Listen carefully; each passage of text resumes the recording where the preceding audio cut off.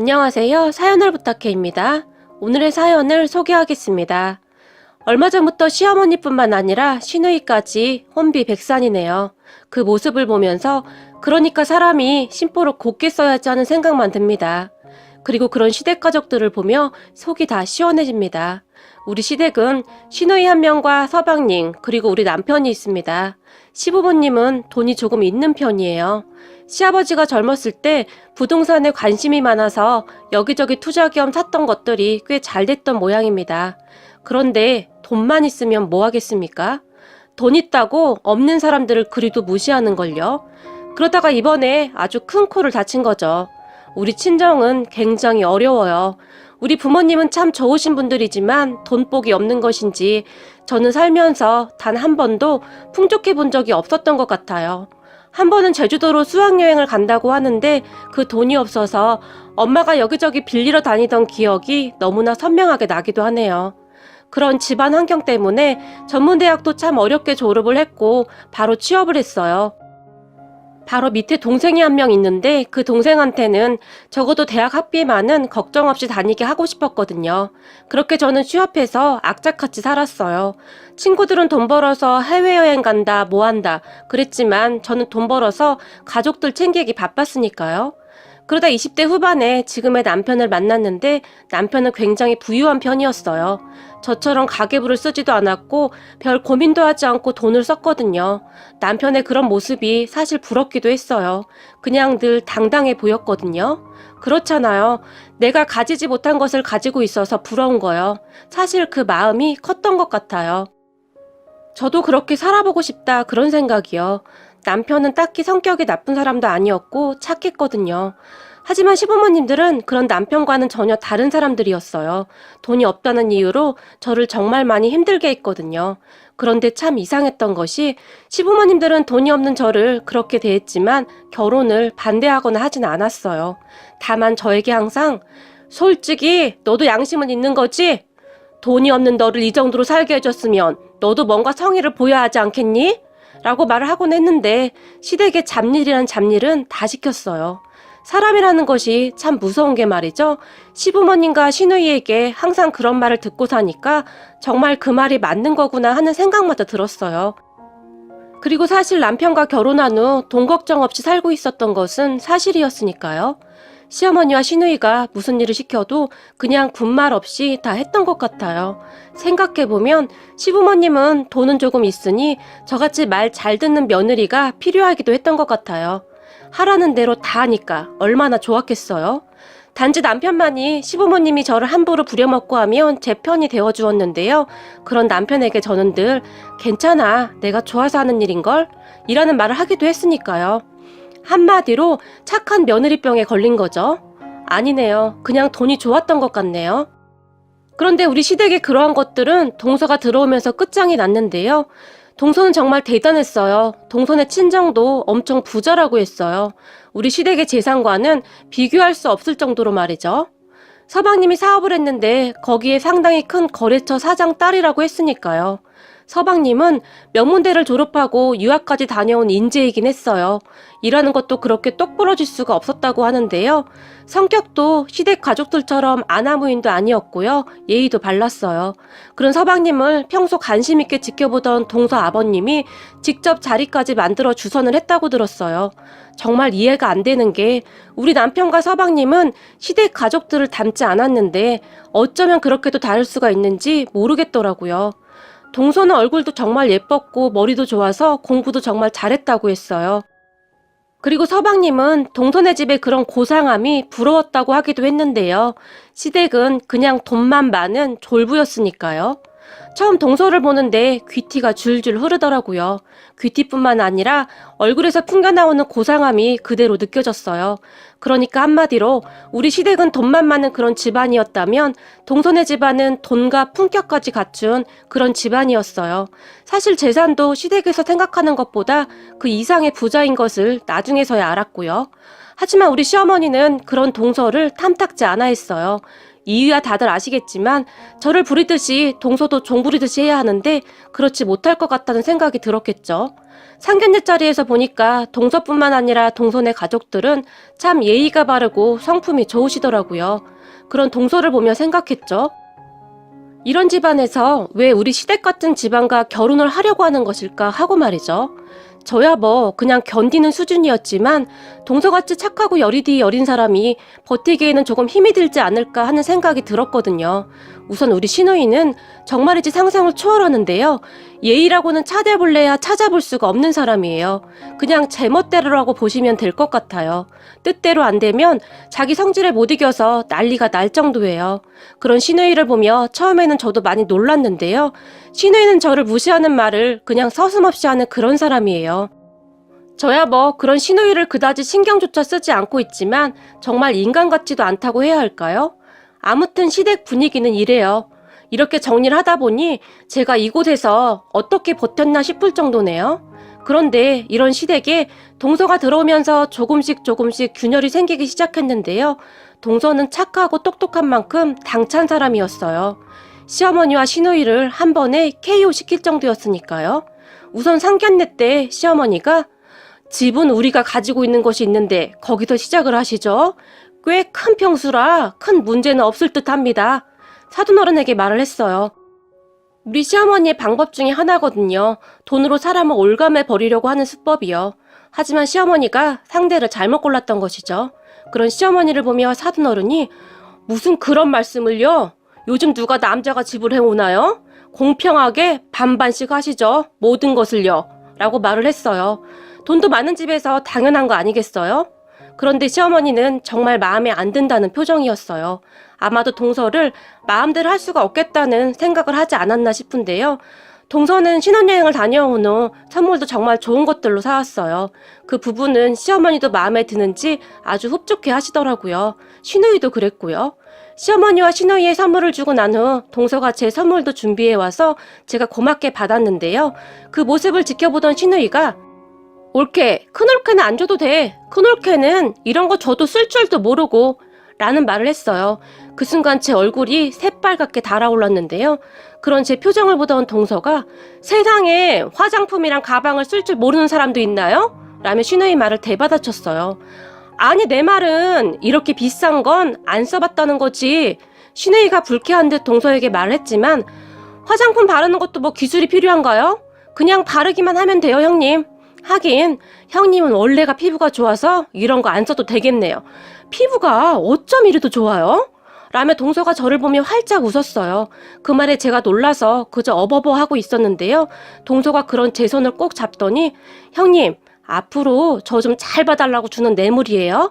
그래서 형님 거는 더 많이 사온 거예요. 라며 귓속말을 했어요. 그 말을 듣는데 저도 모르게 울컥하더라고요. 시댁에서 저는 그저 가정부 취급을 받았을 뿐 그동안 그런 대접을 받아본 적이 없었으니까요.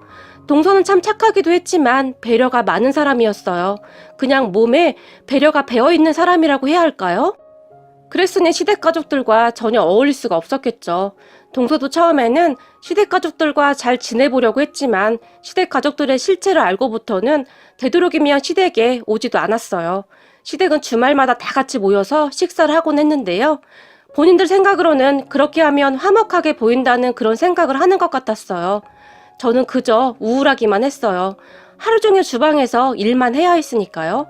남편이 착해서 좀 도와주려고 하면 시어머니가 눈을 시퍼렇게 뜨고 째려봐서 제가 오히려 더 힘이 들더라고요. 그런데 동서는 그 꼴을 절대 그냥 보고 넘기지 않았어요. 어느 날 주말 저 혼자 이리 뛰고 저리 뛰고 음식을 하고 있었는데 동서가 왔더라고요. 그리고 주방에서 분주하게 일을 하고 있는 저를 보던 동서가 형님도 가족인데 왜 형님만 주방에서 일을 하는 거죠? 가족들을 보며 말을 했어요. 그런 동서를 가족들 모두가 놀라서 바라보고 있었는데요. 무슨 말이야? 지금껏 큰올케가 혼자 다 했는 걸. 그럼 여기서 누가 해?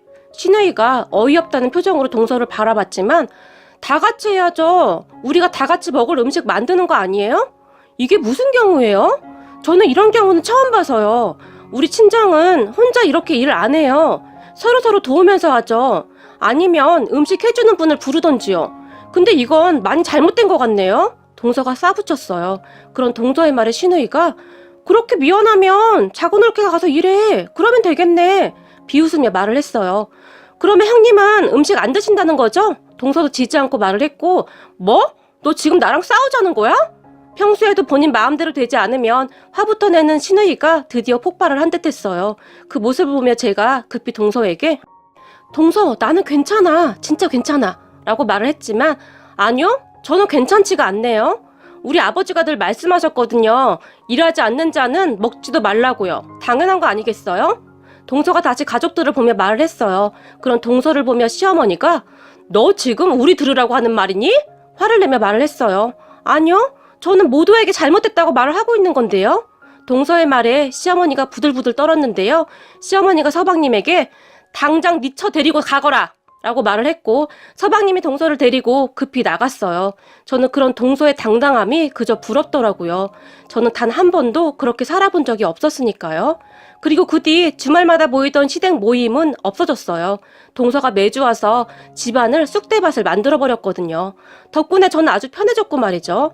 주말에 집에서 쉬는 것이 어찌나 좋은지 모르겠더라고요. 가끔 동서가 동서 집으로 우리 부부를 초대해서 동서 집에 가서 맛있는 것도 먹고 저는 정말 꿈같은 시간이었어요. 단지 시어머니와 시누이만이 그런 동서를 눈에 가시처럼 생각했는데 계속 벼르고 있었던 것 같아요. 그러다가 시아버님 생신날이 되었는데요. 시어머니가 저에게 전화를 해서는 네 동서 결혼하고 첫 생신상이니까 동서랑 상의해서 잘 차리거라. 친척들도 오기로 했으니까 라고 말을 했어요. 시어머니와 전화를 끊은 다음 제가 동서에게 전화를 해서 상의를 했는데 형님 걱정하지 마세요. 음식은 제가 다 알아서 할게요. 동서가 자신만만하게 말을 했어요. 동서 혼자? 아니야. 내가 도와주면 되니까 같이 해. 제가 말을 했지만 형님 괜찮아요. 동서가 그런 저를 말렸어요. 그리고 시아버님 생신날이 되었는데요. 제가 혹시나 싶어 시댁으로 일찍 출발을 했는데 동서가 와 있지 않았어요. 시어머니가 저를 보자마자 너 동서한테 잘 전달은 한 거야? 오늘 손님까지 초대했는데 장도 안 봐놓고 도대체 뭐 하는 거야? 저에게 소리를 질러댔어요. 시어머니의 다그침에 제가 동서에게 전화를 했지만 형님 걱정하지 마세요. 정확한 시간에 다 준비할게요. 라는 말만 할 뿐이고요. 그렇게 저는 불안한 마음으로 시어머니의 눈치를 보고 있었는데요. 잠시 후에 시댁 초인종이 울리고 동서가 의기양양하게 들어왔는데요. 우리 모두는 동서의 모습을 보며 기겁할 수밖에 없었어요. 동서가 말이죠. 세상에나 출장 뷔페를 불렀던 거죠. 출장 뷔페 직원들이 와서 세팅까지 완벽하게 해주더라고요. 그 모습을 지켜보던 시누이가 올케 지금 미쳤어? 감히 우리 아버지 생신날 출장 뷔페를 불러? 아무리 아나무인이라고 하지만 너무한 거 아니야? 동서에게 삿대질까지 하면서 따졌어요. 형님, 제가 음식을 잘 못해서요. 그리고 우리가 하는 음식보다는 전문가가 해주는 음식이 훨씬 낫지 않겠어요? 뭐가 잘못됐다는 거죠? 동서도 도무지 이해가 안 된다는 표정으로 신우이에게 말을 했어요. 그런 동서를 보며 니네 집에서는 부모한테 이렇게 하라고 가르쳤니? 돈 있는 집안이라 우리가 좀 봐줬더니 너 아주 심하게 기어오른다? 신우이가 나오는 대로 말을 해버렸어요. 그리고 신우이의 말에 동서가 화가 난 듯 했는데요. 사실 형님네 아버님 아닌가요? 음식을 차리려면 아들, 딸들이 직접 해야 하는 거죠. 원칙대로 하자면 자식들이 차려드리는 게 맞다고 생각하는데요. 우리 친정에서는 부모님 생신이라고 올케들만 음식하지 않거든요. 동서가 신우이에게 마치 따지듯이 말을 했어요. 그런 동서의 말에 신우이의 눈이 순식간에 돌아가 버렸는데요. 순간 신우이가 동서의 뺨을 날려버렸어요.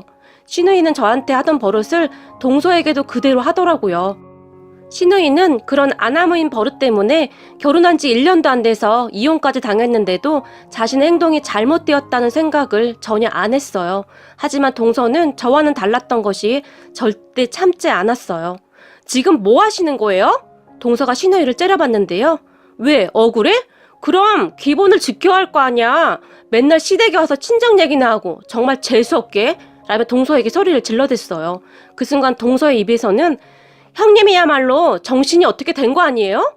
저 살면서 이런 모욕은 처음이에요. 라고 말을 했어요. 그런 동서의 말에 신우이가 그러셔? 귀하신 몸이라고? 그럼 머리채는 잡혀봤냐? 라며 순식간에 다시 동서의 머리채를 잡아당겨버렸어요. 그 모습에 서방님이 누나 미쳤어? 얼른 놔! 빨리! 진짜 미쳤네! 라며 신우이를 뜯어 말렸어요. 하지만 신우이는 손을 놓지 않았고 서방님이 신우이의 손을 움켜잡고서야 손을 풀었는데요. 동서의 머리카락이 한 움큼 빠져 있더라고요.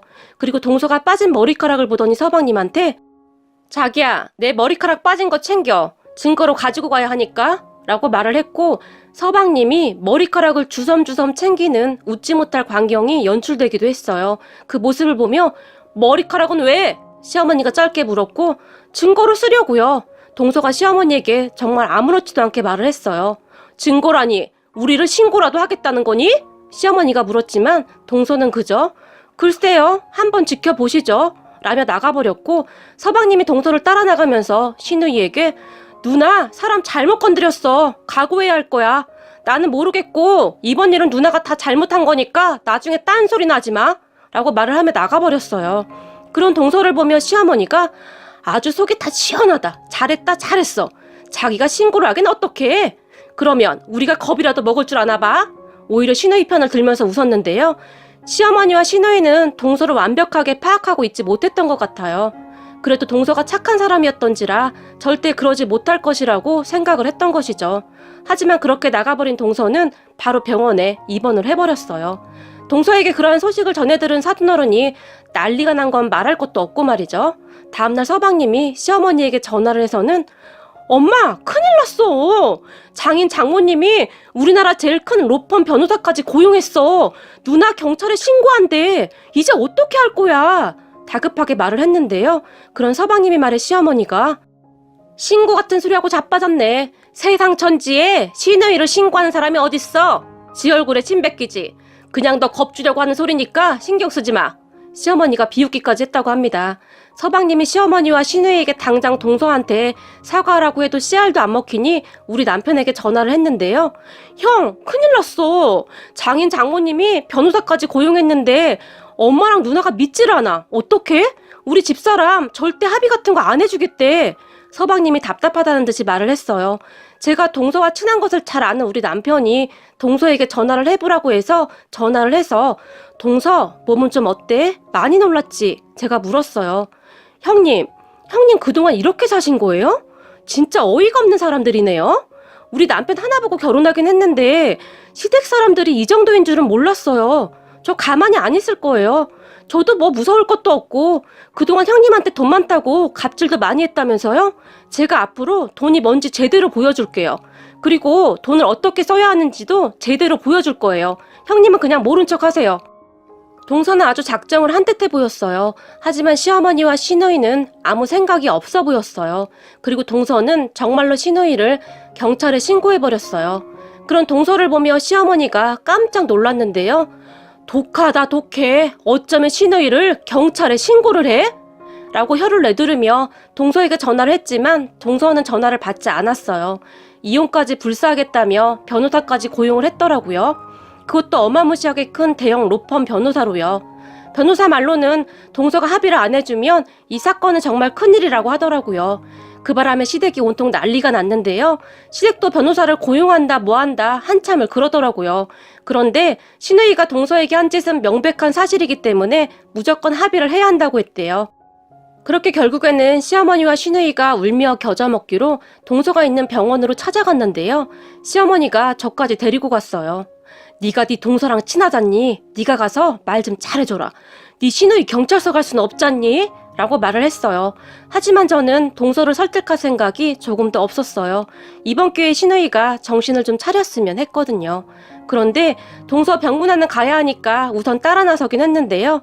동서가 입원한 병실 앞에 도착을 했는데 경호원 한 명이 서 있었어요.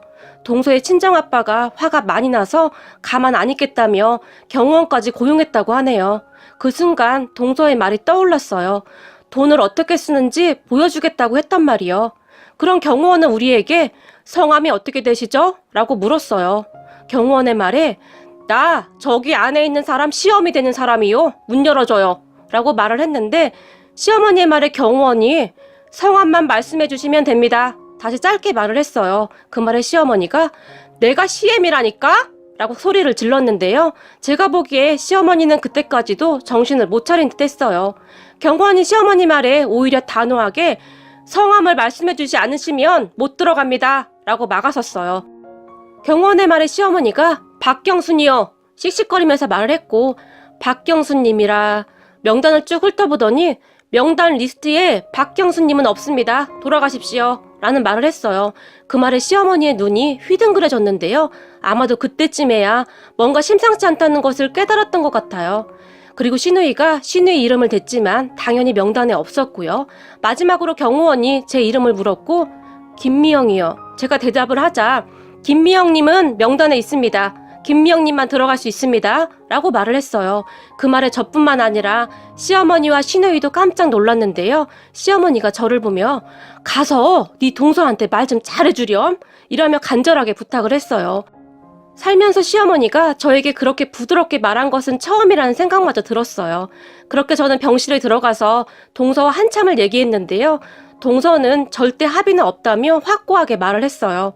결국에 시댁 가족들은 난리가 났는데, 그런 시어머니와 시누이에게 병실 앞에서 무릎이라도 꿇어야 하지 않겠어요?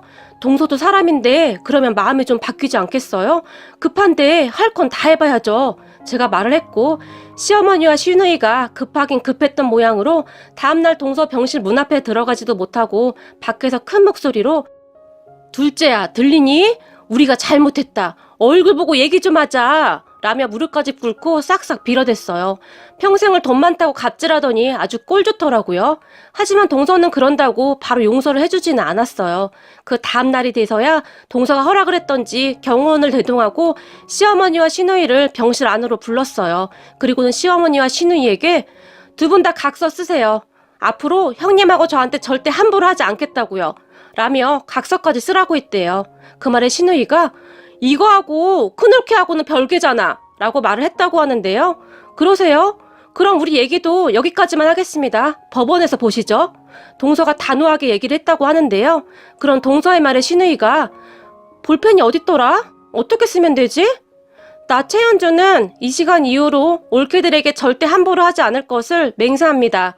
라고 썼다는데요. 동서가 어떠한 경우에도 갑질을 하지 않겠다는 것도 추가하세요. 라고 말을 했다고 하네요.